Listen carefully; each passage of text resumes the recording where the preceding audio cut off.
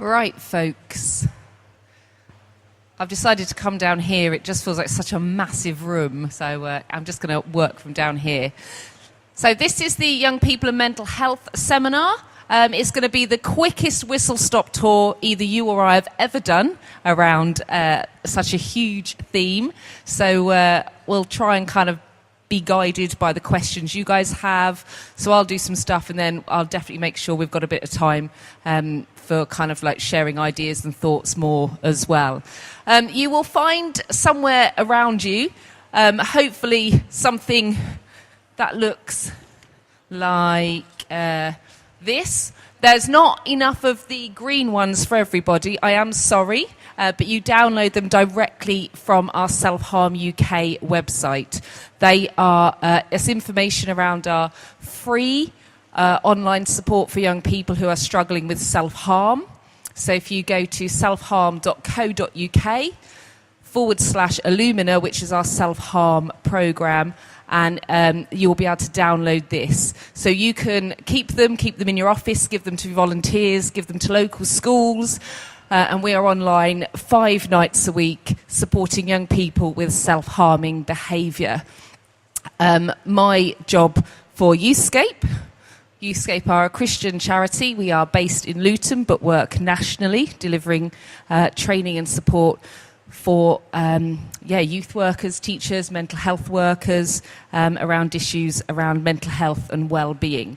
We kind of come with a whole host of different things. So one of the other things you'll also see is the resources we have got. These have all been developed with young people. So everything we do is very much based with young people before we then unleash it onto the rest of the world. So you'll find everything there as well. So we will make a start. For many, many of the young people we support, this is their reality. That actually that idea that being young should be fun, it should be a time of great joy, a time where they should kind of be having a good laugh with all their mates. The reality for many of them is this: it feels like the monsters of night have stolen the sun. That sense of actually pressure, darkness and doom. And there's a lot of stuff in the media around young people and mental health at the moment. And I know many of us in the room will know firsthand a young person that is struggling with their mental health and their well-being. And we recognise that actually that is such a hard reality. I am the mum of 2 teenagers. You're supposed to go, Joe, you don't look old enough, at which I go, thanks very much, but I know you're lying. But both of my children struggle greatly with their mental health. They're both high functioning with autism. Our eldest struggled enough that she was actually in a mental health unit for the best part of a year. Now, I'm a trained youth worker, I'm a trained counsellor, and I'm the mum of a child who really struggled.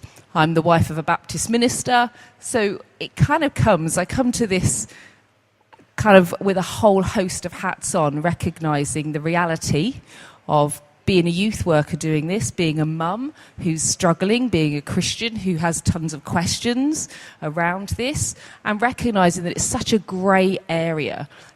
Actually it brings up so much for so many of us, and not just about the young people we're supporting, but how we're doing in ourselves as well. As activists, as Christians, we are often not very good at our own self-care.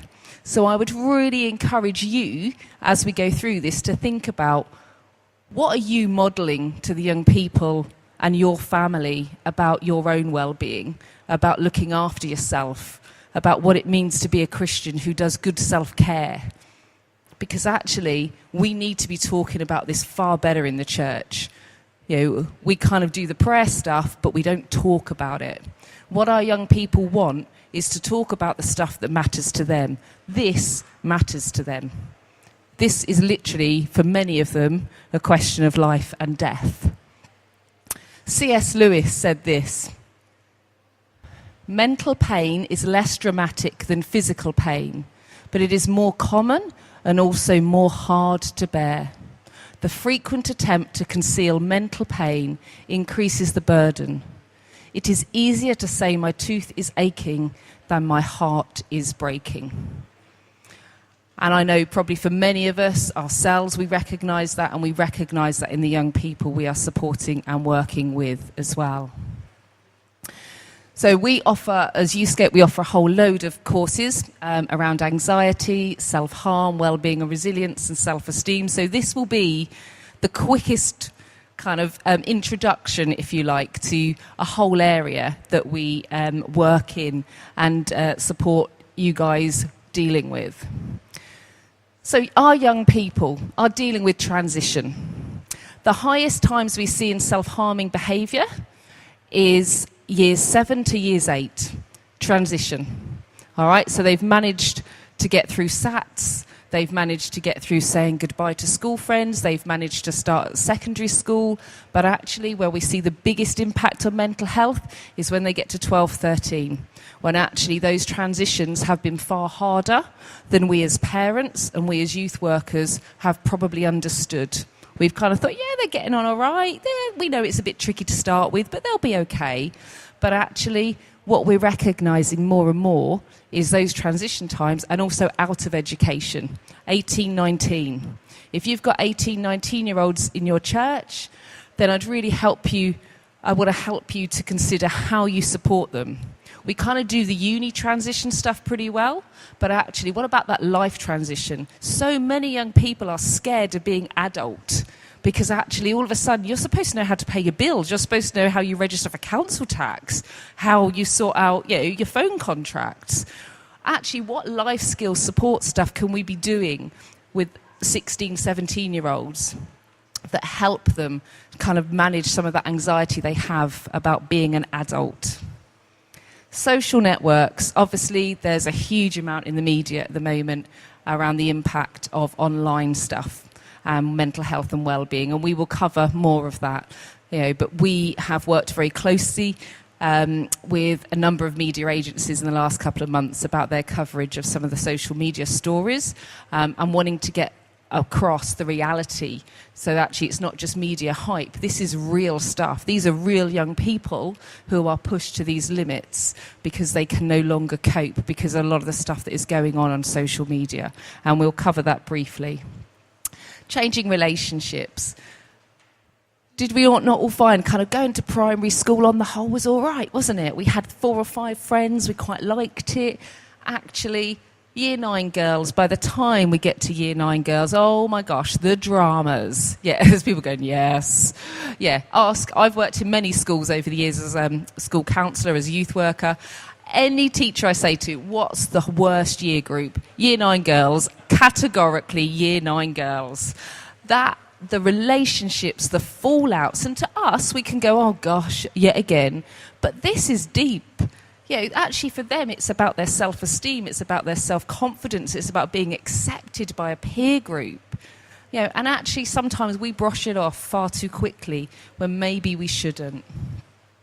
That move towards adulthood, which I've mentioned, influence of peers. There was a really interesting study last year, I think it was the NSPCC, and actually parents are still the biggest influence over peers to a young person. As a parent, I often don't feel like I am. However, apparently I am. Just kind of hold that hope for those of us who are parents that actually you do still have. They may seem like they're not listening. In all those kind of discussions you have, it may seem that you have no influence. The reality is you really do. All right, so have some hope within that. That need to belong. This is real. We all have it. Like the lady was just saying about, you walk into a church and you want to be welcomed. Actually, we all have that need to belong, and that is no different for us as it is for a 13, 14-year-old. As adults, we've learnt skills to learn social networking, to learn how to kind of walk into a room and kind of either stand at the back and hope no one talks to us, or to go and make friends or go to the coffee or whatever. Young people don't have those skills, and yet they're desperate to belong. And so we need to be teaching skills that are around belonging and accepting others as well. We'll come on to all of those as well. So these are the stats, which, aren't great, let's face it. 10% of children and young people aged 5 to 16 have a clinically diagnosable mental illness. Okay, 10%. You've got a classroom of 30, you've got 3 in there who have a diagnosable mental health issue. What that frustrates for me as a parent with children on the autistic spectrum is that autism is included as a mental illness, which I would argue that one. However, that's included in those stats. 8% of 5 to 10-year-olds have a diagnosable mental disorder. Okay, so we're talking about primary age here.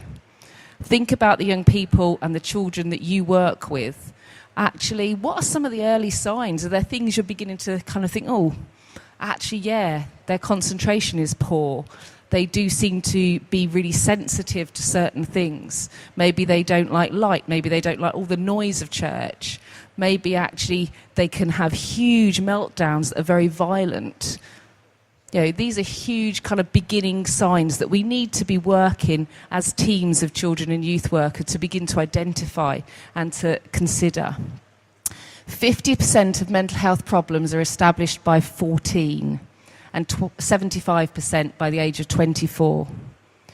Okay? Depression, anxiety, eating disorders, girls on the autistic spectrum, the average age for a girl to be diagnosed with autism is 14, a boy it's 6, and usually girls aren't diagnosed until they have been struggling with chronic self-harm, suicidal thoughts or eating disorders. All right, so autism in girls looks very different to autism in boys, so it's worth just being aware of that. Girls mask socially far better, but inwardly implode. Boys are more likely to explode. So yeah, I can see some nods. I'm kind of wondering there must be people in here who know very much firsthand what that's about as well. 20% of adolescents may experience a mental health problem in any given year. 20%. So work out the maths, if you're good at maths, what that means in your youth group, in your children's group. And I think the challenge isn't just for those young people, but for their families. All right? That also really needs careful consideration as churches. How are we responding to families of the young people? How do we care for them? How do we support them? What does that look like practically? What does that look like prayerfully? Not just in the gossip prayer, kind of, oh, you know, tell us how it is so we can pray for you. And you're thinking, really? Or do you just want to go and tell another 30 people? So, you know, what does that look like in real life in your church? What are we modelling about talking about mental health? Not in any massive way, but actually, do you even talk about it? You know, how are you doing in yourself? How do you struggle? What do you do when you find life difficult? How are you managing emotions? They're really important questions. We're coming up to exam time. And in my work, we see huge increases of self-harming, of depression, of anxiety. So these next few months, for those of you who are working with young people around those kind of exam age groups, I would really encourage you to kind of be very open about mental health, be open about their well-being. All right? Start those conversations and have that dialogue. Not just, oh, how many exams have you got? Which ones have you got? When do you finish? How are you feeling about this? How are you preparing for them? What does it feel like the night before? Because I have young people, our highest time for young people signing up for mental health support is 3 a.m. Right? I turn my laptop on at 6:30 every morning and I can guarantee I've had at least 12 young people sign up for support overnight. And our peak time is between 2 and 3 a.m. So we have young people who are not sleeping because they are anxious, because they are stressed. All right? And we need to know these things. We need to be able to respond to that. So these stats, although they seem huge and awful, actually we need to be thinking these are real people. These are real young people. This isn't just a set of kind of, airy-fairy stats. I would like you to turn to the person next to you or near you. What makes you anxious? All right? I'll start. Snakes. I mean, not just normal anxious about snakes, I mean absolutely freaking mad about snakes. That's my one. So I'll give you 30 seconds. What makes you anxious? You could be as abstract or as personal as you feel comfortable.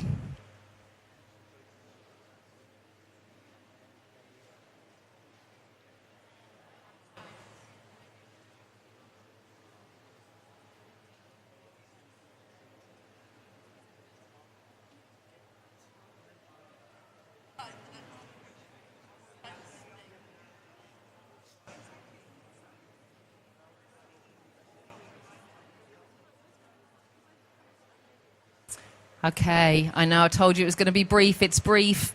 Sorry, guys. Right. Hands up if it is an animal-related anxiety.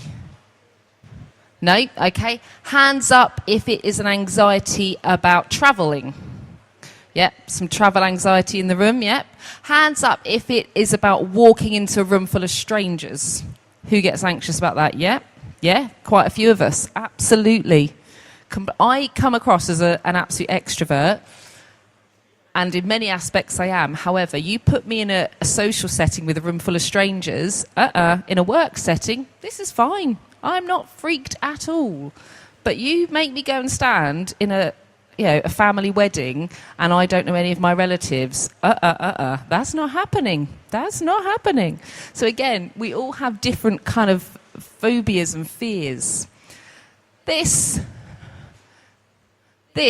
All of this is what makes young people anxious. Okay, we did a survey last year. This is what is freaking our young people. Okay, there are things on there which we go, my gosh, why are they worried by that? In my area, I live in Birmingham. We are a massive community based on the employment of Land Rover Jag. Brexit in my community is a massive issue. We have had numerous families on the breadline. We have had kids crying. Dad's lost his job. Over Christmas, they put all the staff on 2 days a week because of Brexit. Families couldn't afford Christmas. All right? That's the reality of Brexit. And that's what the impact it's having on young people, that anxiety. What if we can't live here anymore? What does that mean for me?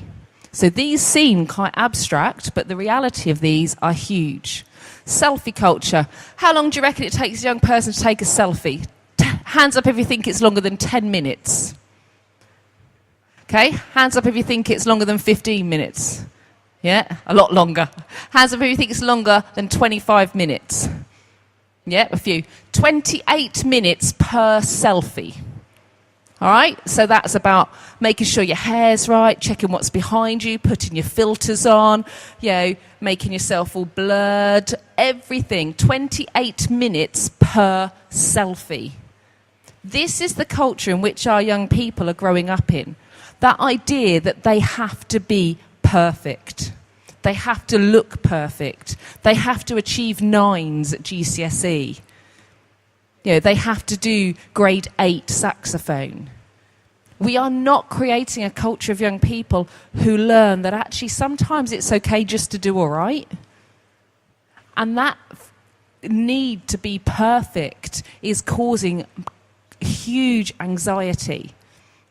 And the selfie culture is epidemic of that.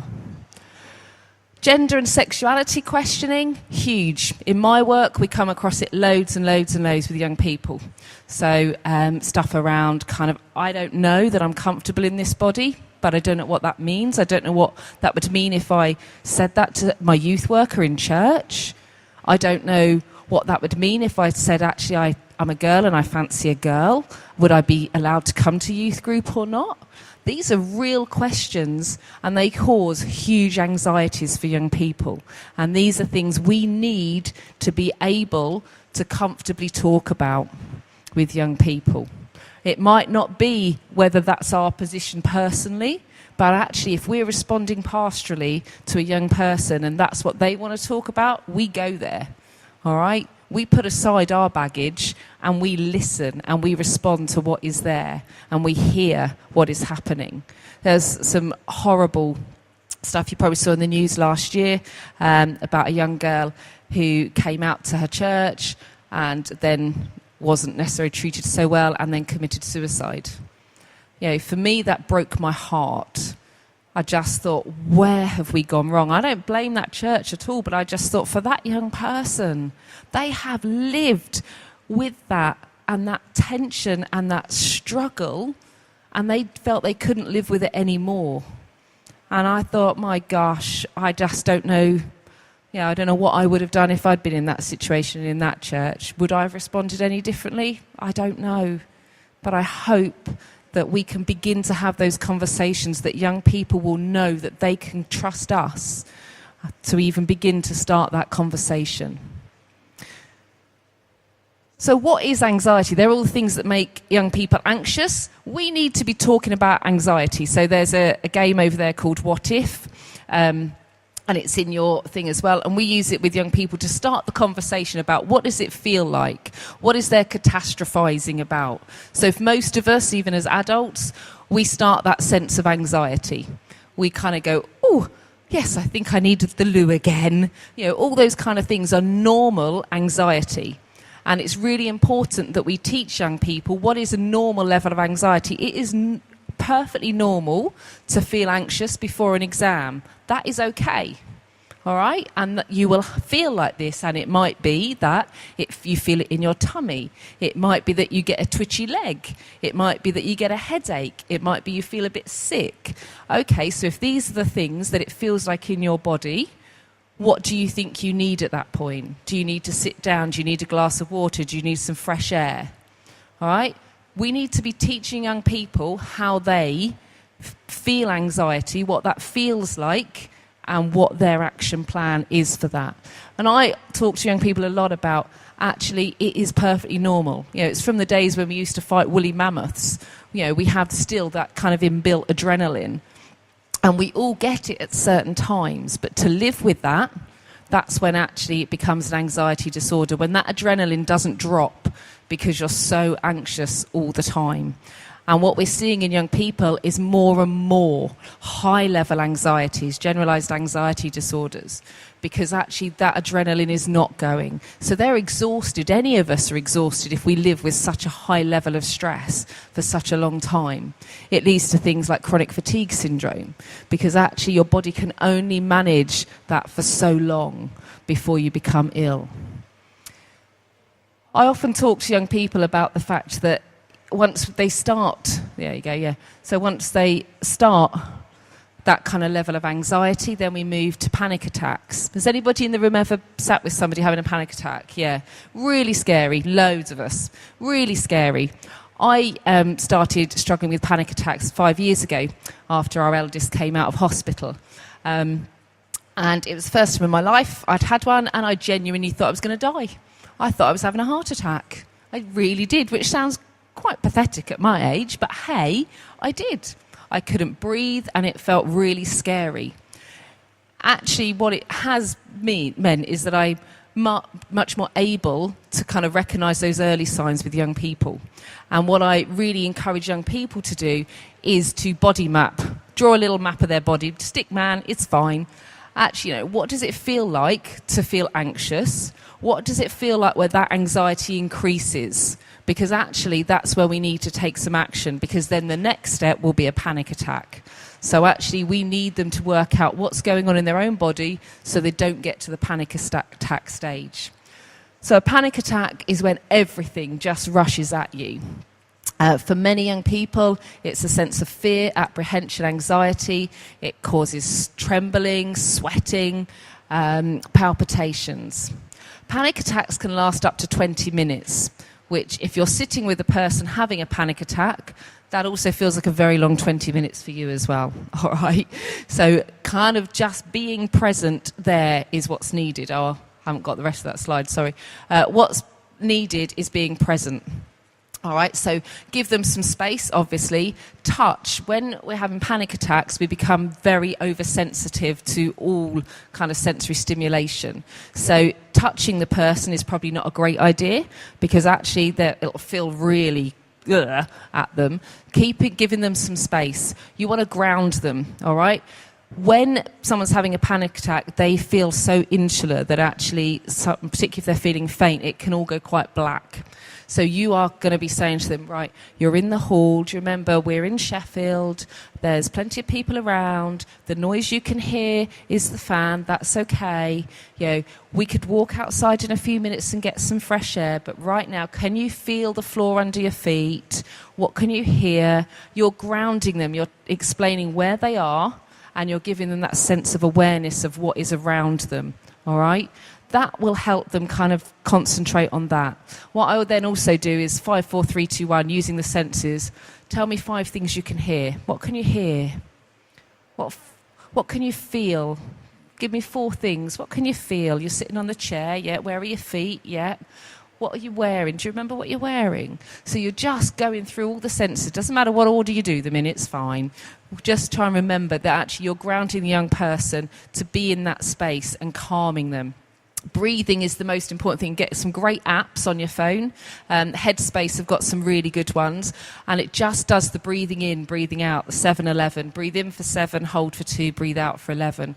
That's the most important thing. If they get the oxygen back in the system, the cortisol levels are dropping. And that's what we want. We want them to be able to feel that they're a bit more in charge of this, that actually that's what we've got to teach them. So we don't wait to teach young people this, if they have an anxiety disorder. We teach all young people this. Young people in our schools should be knowing this. Young people in our youth centres should be knowing this. Young people in our churches need to be knowing this, because we all get anxious. And actually, us as adults, we can be modelling this. We don't have to stand there going, I'm on the kitchen floor, I'm breathing in for 7. That's fine. But actually just be telling our kids, be telling the children in our youth groups about how to look after themselves in this way. All right, these are really kind of quite basic but quite important things. So I'm just keeping an eye on the time, right? Depression. Real depression. Again, something we don't talk about enough in church. If we look in the statistics of this, if we really sat and thought about it, we're talking about a third, if not a quarter of our church suffer with depression. And yet how many talk about it in church? I reckon very few of us. Leaders, Christian leaders, are far more likely to suffer from depression. Okay? But yet, do we care for our leaders? Are we checking in with them? Are we asking them if they've got good enough support? Not just kind of professional support from going to, circuit leaders or whatever, but pastoral support. How do we as churches make sure that our vicar, our minister, our pastor actually isn't at risk of depression or burnout? We're not great at it. So let's be talking about it. And let's be talking about it far more with young people, and not in the, oh yeah, miss, I'm depressed. And I say, you really? Or are you just a bit naffed off? Because they're quite different. So I challenge language around depression. When young people say they're depressed, I actually challenge that kind of language, because otherwise they're taking it away from people who are struggling with real depression. And that's what we want. We want to give a voice to people who are really struggling and not let it be taken over by other young people who are actually just having a bit of a bad day. Depression is a common mental disorder that causes people to experience depressed mood, loss of interest or pleasure, feelings of guilt, low self-worth, disturbed sleep, appetite, low energy, poor concentration. Depression is different from feeling down or sad. All right, so I often say to a young person, are you down? Are you sad? Are you angry even? Because actually what I find is young people can't name emotions. All right, I do so much work with young people about, tell me how you're doing. Well, I'm just fed up, aren't I? Okay, what does that mean? Well, I'm angry. Okay, what does anger look like? What does that mean? And actually, we'll then, after a few weeks, we'll go, actually, I feel quite resentful of my older brother and sister. I'm frustrated because I'm not as kind of where I want to be for my GCSE mocks. I'm a bit naffed off with mum and dad because I'm not allowed to go out on a Friday night and I wanted to be. Actually, that's quite different from being fed up, because you've just named different emotions. That's really good. And we need to be doing a lot more emotional literacy with young people, so that actually when they use the word depression, they know what they're talking about is very different to feeling angry or fed up or rage or frustration or anxiety.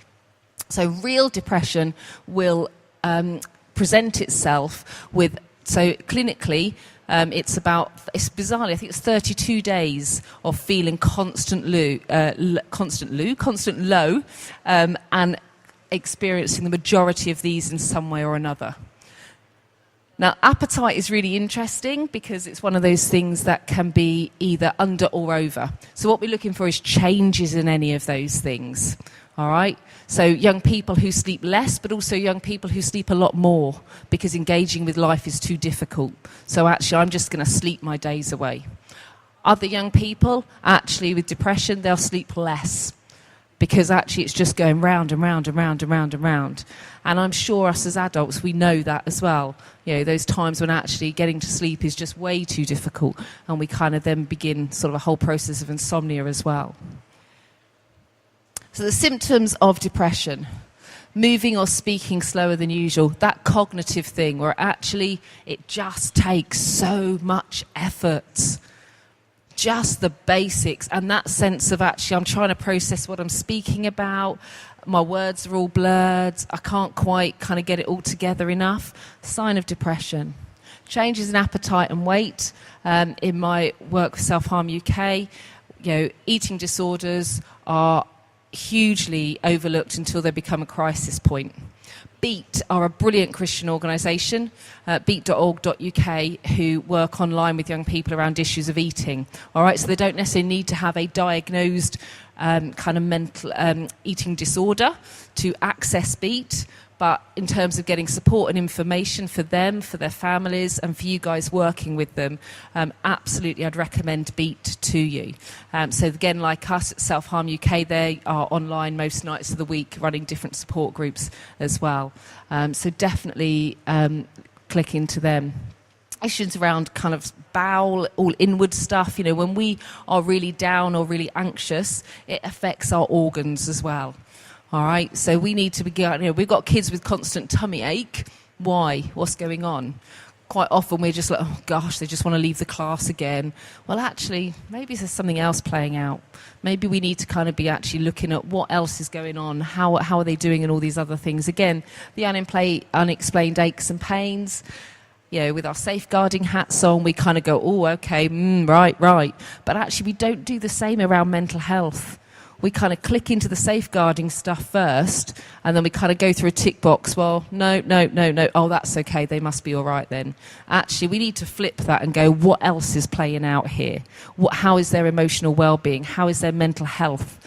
Are they communicating? Are they eating? Are they sleeping? So we need to kind of not just kind of have the safeguarding tick box in our head. We need to have far greater one. The lack of energy and disturbed sleep, as I've said. The continuous low mood or sadness, okay, that constantly not having the energy or enjoyment of life. Huge amounts of young people, predominantly the extroverts, are the ones I quite often worry about more. Those that are masking signs of depression and anxiety. Those that kind of are the life and soul of every conversation and every canteen and every youth group. Actually, are they really that okay? Don't know. What about the quiet ones? The quiet ones are always overlooked in school, aren't they? Because they're not causing any trouble, they're not being difficult, they don't answer back. Actually, those who are very withdrawn at school. And actually, the attendance just gradually slips down and down and down before someone goes, oh, yeah, we haven't seen them for a couple of weeks. Where are they then? Actually, we need to be picking up stuff more and more with young people. Low self-esteem. There is so much we can say about self-esteem in young people. Let's face it, as adults, quite often we pretend to have far better confidence and self-esteem than we really do. And actually, we're expecting young people to kind of somehow just pick themselves up and have that self-esteem and, believe in yourself. Actually, what does that mean in our work with young people? What are we doing practically to build their self-esteem slowly, slowly, slowly? Within that, I would really encourage you about how you challenge the banter. It's just a joke. It's just funny. Actually, in my experience, it's low-level bullying, and I don't tolerate that. So constantly pick up those kind of things, because they knock a person's self-esteem down and down and down and down. That, you're thick, you're stupid, comments about people's looks, about their weight. We need to be challenging them each and every time, because if we are going to say we are Christians and we are something of the image of God, and yet we allow that in our youth group, we are not doing any honour to God, and we are not doing any honour to the young people in our care. We need to be doing stuff that builds each other up, not knocks them down. Young people are knocked down constantly in schools, far more so than I think many of us realise, that constant low-level bullying. And I challenge kids on it all the time. And they go, she was just joking. Like, does she say that all the time? Oh, yeah, every day. Well, I think if someone said that to me every day, I'd feel a bit upset. In fact, I think I'd feel a bit cross. They're like, well, yeah, but, actually, let's just name it as bullying. And let's think about how we build up young people in our care rather than let them knock each other down. The thoughts of self-harm and suicide I'll move on to. Most of us, I am fairly sure, kind of would be very quick to act if we thought a young person was suicidal. What we probably don't have is any kind of risk assessment stuff around that. So I would really encourage you to look at a policy for your church, for your youth group, around self-harm. All right? Most kind of go, it's safeguarding. It's not. It's completely different. So actually, we'll move on to the self-harm. Sorry, I'm going to come back to stuff. It's not even on there. Anyway, I'm going to just talk about self-harm then for a few minutes. What we need to be talking about is our policies. All right, because actually, if a young person comes to one person in the church and says, I've been self-harming, and then they go to another person and says it, people are going to react differently.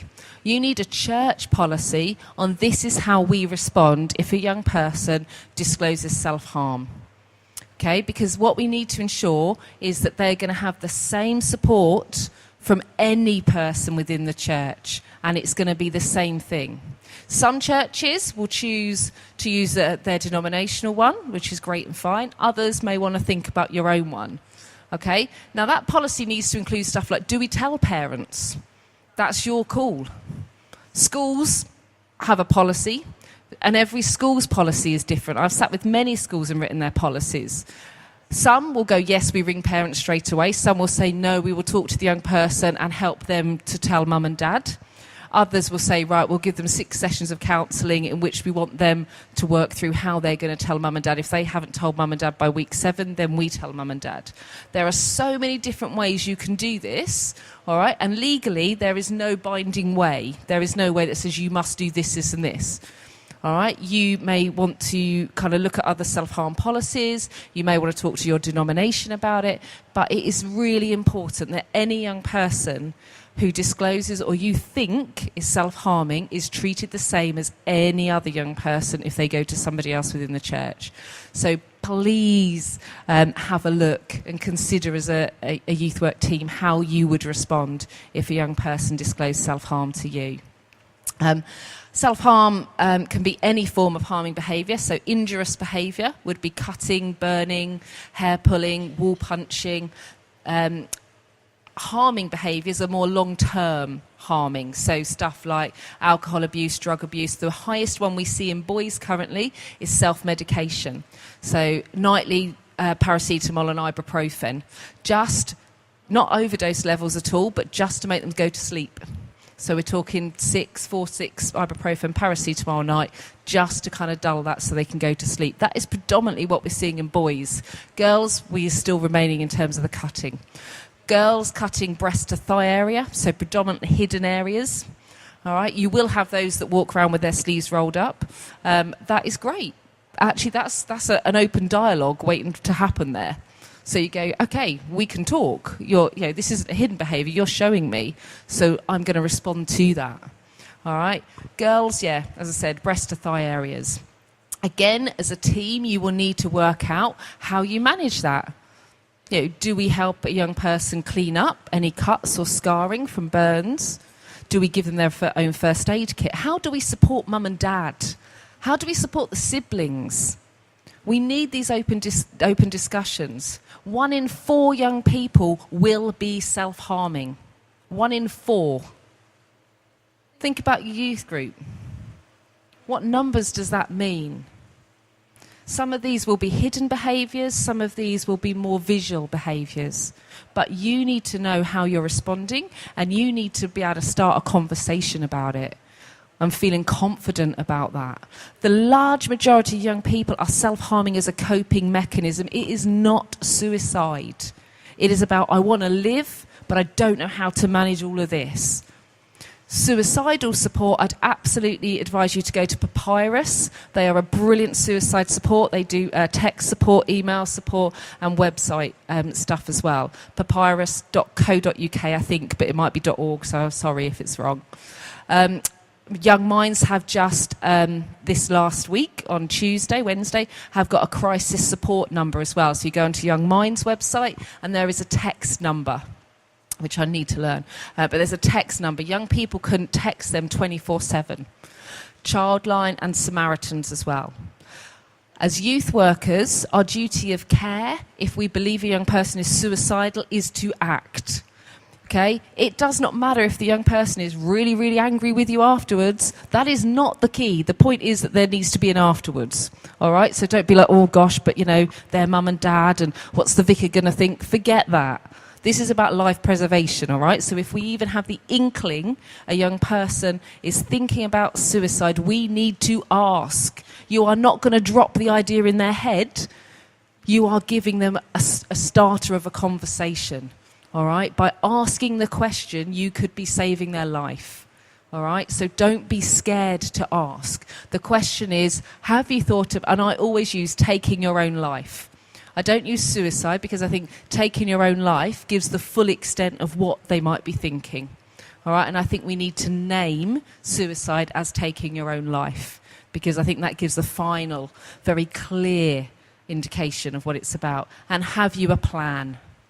They are the questions. Have you a plan? They may well say no. They may say yes. If it's a yes, you are very gently but very firmly going to make sure you either ring the local mental health crisis team, you can ring 111, you can take them to A&E. If you have a children's hospital, which I think you guys do in Sheffield, take them to the children's hospital if they're under 16. The support they will get in the children's hospital in terms of their mental health will be far better than a general hospital. You'll get immediate access through the CAMS team and the duty psychiatrists. So I'd really encourage you to be fully aware of what is available in your area as well. So, are there other organisations? You've got some great stuff. These guys over here, how do you say it? Pontus, yes. These guys are great. Mental health training, mental health first aid training as well, yes. Okay, so if you want more training, I would go to those guys. They are local. They will know what is available in your area. They're also linked into the local NHS trust as well, and the chaplaincy team there as well. So go chat to those guys. You need to have a full wealth of stuff that you can know straight away in your head. This is where we're going. This is what we're going to do. And that needs to become second nature as our safeguarding policies are. But when mental health and well-being needs to have exactly that same kind of, yep, I know what I'm going to do in this situation, And we need to be really confident within that. A little postcard you give to the young people and children and their families would be great. Just trusted websites. Places that you have looked up and you can go, yeah, I'd be happy to send a young person there. There's so much nasty pro stuff. What we don't want is young people going to the pro sites. There are sites out there which are pro anorexia, pro cutting. There's some horrific stuff. Please don't even look it up. Please don't. All right. But there's stuff out there which encourages young people to eat less, to harm more, to cut deeper, blah, blah, blah. All right? So you need to make sure that you have a whole host of other websites that they can go to which are about self-care, which are about looking after themselves. And you need to be able to have those to hand as well, so that you have constantly got something you can give to them, that you can give to their parents as well. So do parents' versions of stuff too, so that actually we can get this conversation going. Parents have huge shame about the child's mental health and well-being, all right? Parents will not tell you because they feel that it's their fault. I'm one of those. Yeah, I had a child in a mental health unit for the best part of a year, for a long, long time. That must have been my fault. Okay? What I recognise is that it wasn't, but we didn't seek help. And what I now know is so many other families don't seek help from their Christian church and from their Christian friends for fear of judgment and shame. Now that is ridiculous, because the one place we should be able to be going is to our Christian friends and to our church. All right? And so how do we start these conversations? How do we help their families? How do we support the siblings? Because actually the fallout and the ripples of poor mental health are huge. How do we help them in terms of school? A young person who's struggling with their mental health and their well-being, their school attendance will drop. Parents are then having to deal with school as well.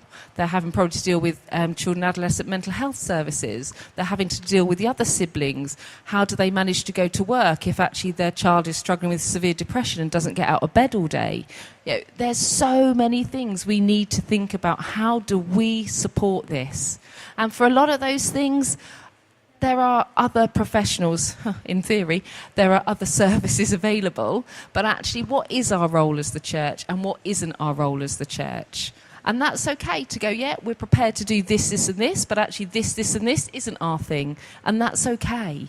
But we need to be clear in how we communicate that, so that actually we all know what is and isn't expected of us.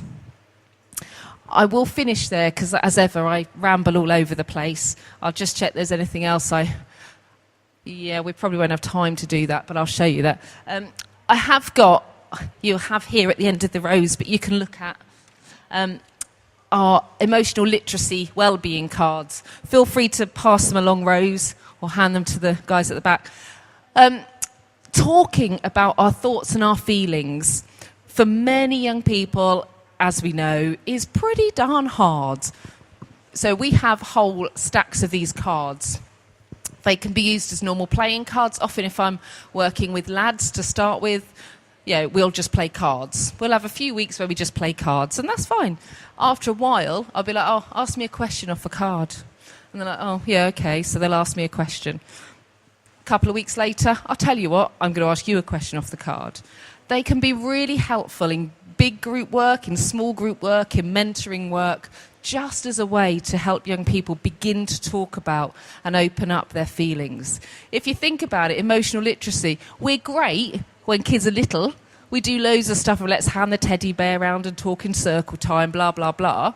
But actually, the further up we get, we don't really want to know the feelings. We want you to sit some exams instead. Actually, we lose the ability to talk about it. So things like anything that can start that conversation, anything that is a tool to talk about and identify emotions can be really helpful. So yeah, feel free to look through the playing cards. We've got junior age set, we've got the self-harm set, which only one card talks about self-harm, the rest are much more feelings-based, and that's the secondary school set that I've put out today, but feel free to put them around for everybody else. I am going to stop talking now. As I said, it's the fastest whistle-stop tour I have ever done on kind of mental health and well-being, but you can find loads more online. So we are youthscape.co.uk, selfharm.co.uk. As I said, the green sheets, that there weren't enough to go round on, but can I grab a green sheet to show? That's all right. So this is Illumina, which is our online support, self-harm support, free, funded by Comic Relief. Me and my team are online 5 nights a week, So far, about 1,000 young people in the last 2 years have received our support through Illumina. You can also deliver it in schools, you can use it in one-to-one mentoring, you can use it in small group settings as well. So, the material is also there if you want to be able to use it yourself. Let's have 5 minutes for any questions, of which I'm sure there's tons. So feel free. Equally, if there's stuff you don't want to talk about publicly but would like to chat, you can jot down my email address. It is J-O, dot Fitzsimmons, I'm sorry, it's a mouthful, FITZSMMONS,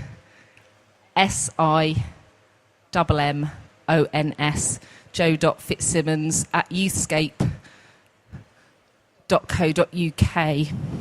If I go back to the that youthscape.co.uk, and feel free to email and to also give my email to parents that you're connected with as well, who might be struggling with their child's well-being. We do a lot of parent support stuff too, so we can put them in touch with other people. Any thoughts, responses, questions? Yeah.